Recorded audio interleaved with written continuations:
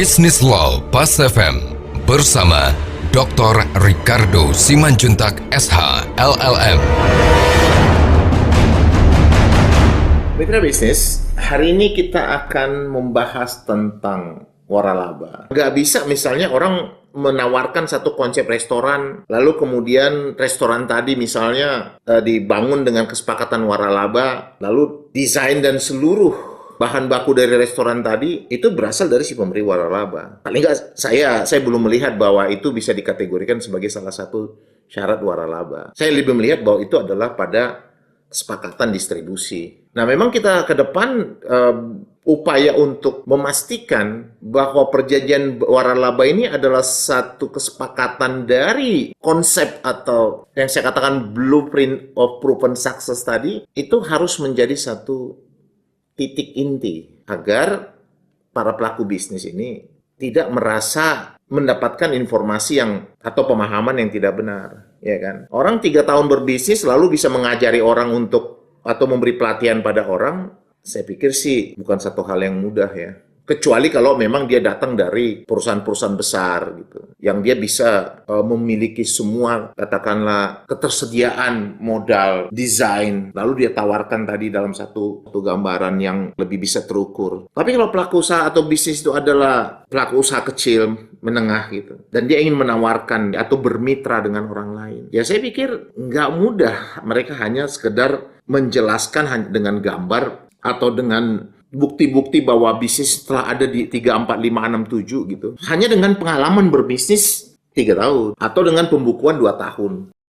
Nah, ini yang sering membuat saya sebenarnya masih bertanya sih, ya kan? Cuma memang nggak sedikit juga orang kadang-kadang kita lihat akhirnya dia mengikuti itu dan ya nggak bisa juga merasakan proven success tadi. Kadang-kadang kita lihat bahwa tidak ada juga batasan wilayah gitu. Yang kadang-kadang bisa orang hanya dalam waktu berjarak nggak jauh, orang bisa dengan bebas saja membuka. Sehingga memang kita lihat bahwa area untuk pemasarannya juga menjadi sangat-sangat beresiko ya. Jadi over gitu, karena terlalu banyak pemain di satu wilayah tertentu. Yang seharusnya itu menjadi bagian dari penjelasan atau strategi yang masuk pada konsep tadi gitu. Nah, pembaruan terhadap pembentukan hubungan hukum atau hubungan bisnis melalui waralaba sangat dipentingkan. Apalagi memang dalam membantu mengembangkan alternatif bermitra. Tapi di sisi lain kita juga nggak bisa melihat bahwa artinya kurang tepat lah, bukan nggak bisa melihat, kurang tepat kalau misalnya 3 pola tadi seperti license, distribusi, waralaba itu berada dalam satu gambar yang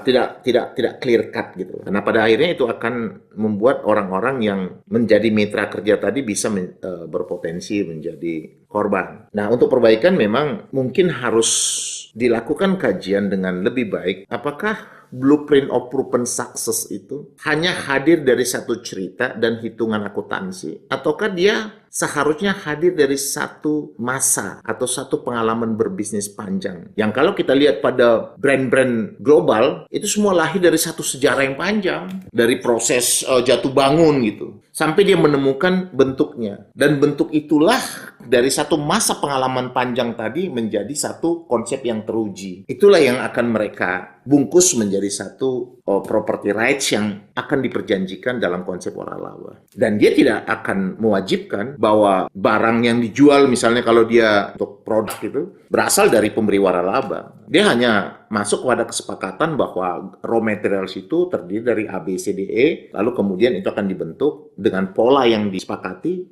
dengan desain, warna, dan juga tawaran-tawaran maintenance dan cara dari penggunaan barang tadi dengan baik atau cara menawarkannya gitu. Sehingga pemilik atau mitra bisnis waralaba tadi itu bisa seperti pelaku bisnis yang umur berbisnisnya itu atau pengalaman berbisnisnya sudah sama dengan pemilik waralaba, karena dia dihadirkan dalam satu hasil atau kesimpulan dari satu masa waktu panjang yang menjadi pilihan atau menjadi hasil kesimpulan bahwa proses itulah atau konsep itulah menjadi tawaran yang terbaik bagi pelaku bisnis jika mereka harus berbisnis tanpa harus memulai dari awal. Demikian pembahasan kita hari ini. Saya Ricardo Simanjuntak untuk Business Law Pas FM.